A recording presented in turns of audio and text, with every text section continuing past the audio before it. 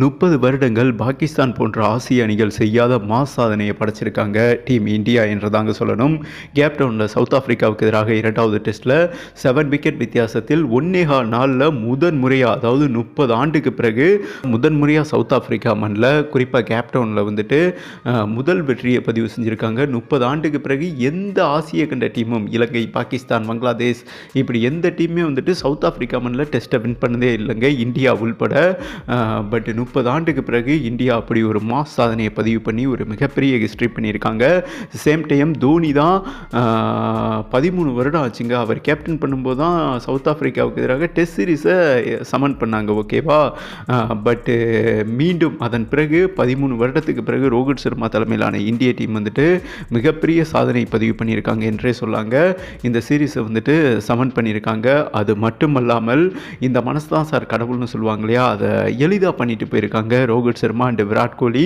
எனக்கு தெரிஞ்சு கிரிக்கெட் வரலாற்றில் இந்த மாதிரி ஒரு நிகழ்வு நடந்தது இல்லைங்க. 2 பெரிய டீம் இவ்வளோ ஒற்றுமையாக வந்துட்டு செலிப்ரேஷன் பண்ணியிருக்காங்களா, ஒவ்வொரு கிரிக்கெட் ஃபேன்ஸுக்குமே வந்துட்டு ஆச்சரியமாக இருக்கும் என்றே சொல்லாங்க. போஸ்ட் மேட்ச் ப்ரெசன்டேஷனில் எப்போதுமே, அதாவது ஈக்குவல் பண்ணிட்டாங்கன்னா டெஸ்ட் சீரீஸை வந்துட்டு 2 கேப்டன் பார்த்தீங்கன்னா கப்பை வாங்கிடுவாங்க, அதோடு வந்துட்டு ட்ரெஸ்ஸிங் ரூம் போயிடுவாங்கன்னு வைங்களேன். பட் இந்த முறை அப்படி பண்ணலங்க ரோஹித் சர்மா.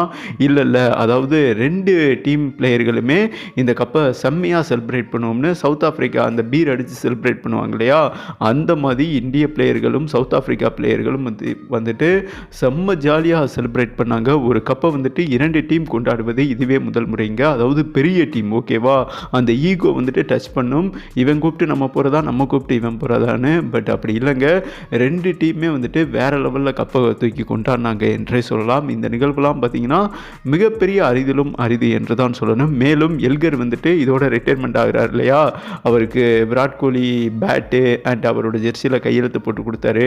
அண்டு ரோஹித் சர்மா பார்த்திங்கன்னா அவரோட ஜெர்சியில் கையெழுத்து போட்டது மட்டுமல்லாமல், அதாவது ஆட்டோகிராஃப் போட்டது மட்டுமல்லாமல், டீமில் இருக்கும் 11 பிளேயர்களுமே சைன் பண்ணி எல்கருக்கு வந்துட்டு ஒரு மிகப்பெரிய மரியாதை செலுத்துனாங்க என்பது குறிப்பிடத்தக்கதுங்க.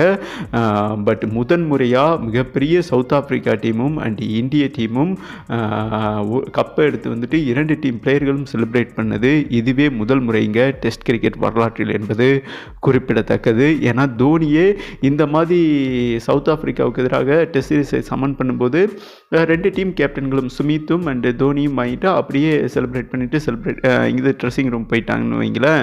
ஆனால் ரோஹித் சர்மா ஒரு டிஃப்ரெண்ட்டான பாதையை கையில் எடுத்திருக்கார் என்றே சொல்லாங்க. ஒட்டுமொத்த இந்திய ஃபேன்ஸுக்கும் இது வேறு லெவல் கூஸ்பம் என்று தான் சொல்லணும், சவுத் ஆப்பிரிக்கா ஃபேன்ஸ் உள்பட. இந்த நிகழ்வை நீங்கள் வாட்சிங் பண்ணிங்களா? உங்களோட கருத்தை போட்டு விடுங்கன்னு சொல்லிட்டு வீடியோவை கம்ப்ளீட் பண்ணுறேங்க.